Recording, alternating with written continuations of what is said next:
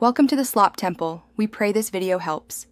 In this video, I will show you how to put up your thread in your sewing machine. First, gather your supplies, including a spool of thread and your machine's manual. For safety, make sure your machine is turned off and unplugged. Then, raise the presser foot and the needle to their highest positions. This prepares your machine for the threading process, making it much easier to follow the thread path correctly. Next, place your thread spool onto the spool pin, making sure the thread unwinds freely. Guide the thread through the first thread guide, typically located at the top. Then, bring the thread down through the tension discs, which control the thread's tautness.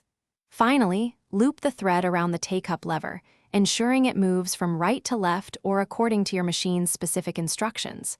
This path is crucial for even stitches.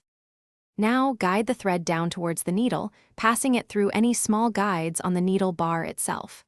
This keeps the thread secure. Carefully thread the needle from front to back, or as your machine's manual instructs. Once threaded, pull about 6 inches of thread through the needle's eye and bring it under the presser foot, laying it towards the back of the machine.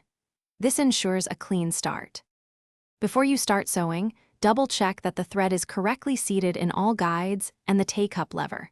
Make sure the thread is under the presser foot and extends about 6 inches to the back.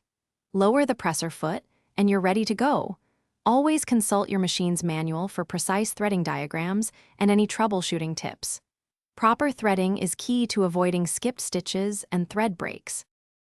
Thanks for watching. Consider subscribing if we helped you.